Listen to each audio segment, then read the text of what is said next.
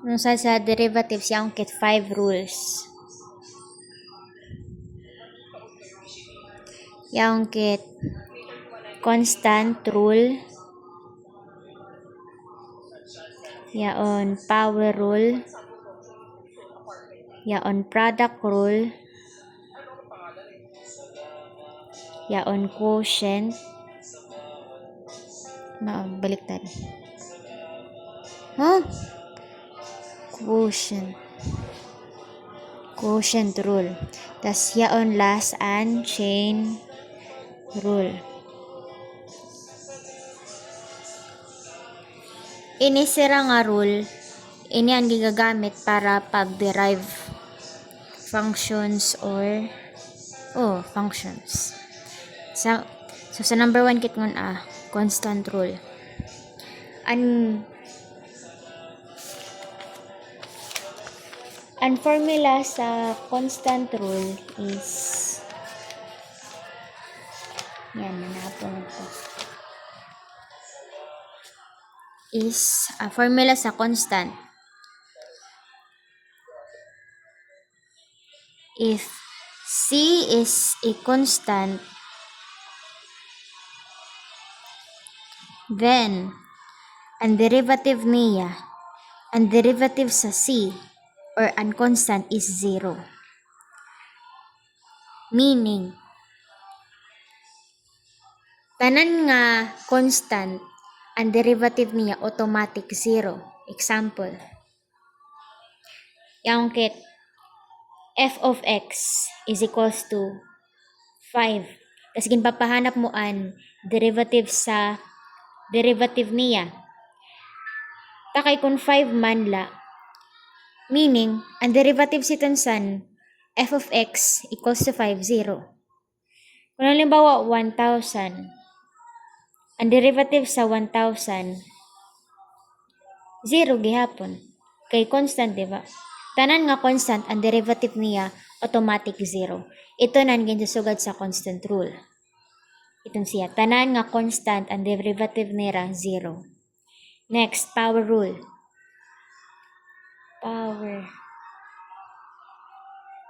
Power rule. Sugad man sa power rule, if f of x kono is equals to a xn,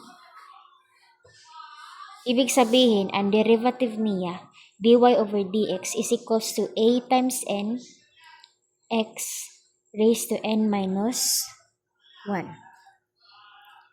Ang meaning sini nga formula niya sa kanan power rule. Para makuha mo ang derivative san power, term ngayon exponent, inim hihimuon. Example, f of x is equals to 3x raised to 5. Kasi papanap sa an derivative niya, an f prime of x. So, ang mangyayari, ini nga 3, ito nan imo a. Ini. An imo x is an x. Tapos, an 5, syempre, an imo n. An n is the exponent. So, adim, an himuon mo, a times n, meaning, a times 3 times 5. Kaya, diba, sira n, an a tas n. So, yung mangyayari, 3 times 5. Tas an x, kopya mo. So, x. Tapos an n, ato 5. So, 5 minus 1. Yan. 3 times 5, evaluate na, 15. Kopya x. Tapos, 5 minus 1, 4. So, maunay ni ang kanya derivative. Meaning, ang derivative sa 3x raised to 5 is 15x raised to 4. Ito na power rule. Next. Kaya kung halimbawa kitaan kam ni sir, tagan kam ni sir sa sini. ano, 12x, 12y raised to 2 plus,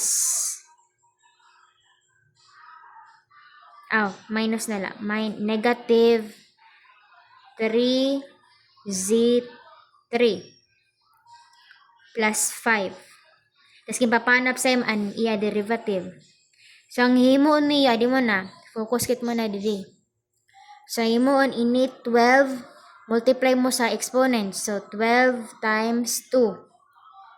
Kopyaan y, tapos kopya 2 sa igbaw, minus 1. Adi naman, kopya mo na negative. So, kopya negative, sunod, 3 times 3. 3 times 3. Tapos adi, z, kopya a z. Kopya a 3. Minus 1. Tapos ini, kay, di ba tanan nga constant, automatic 0. So, diri mo na iga-api.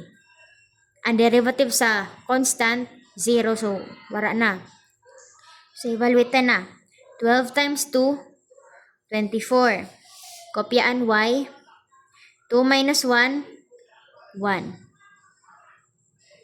Or biskan, diri mo na igsurat. Igsurat lang mo na. Sige, 1. Tas minus 3 times 3, 9. Kopyaan si 3 minus 1, 2. Para ma-plastar, ini nga 24y raised to 1, biskan 24y na lang ito. Minus 9z squared. Ibig sabihin, ang derivative sini nga problem niya, ito, 24y minus 9z squared.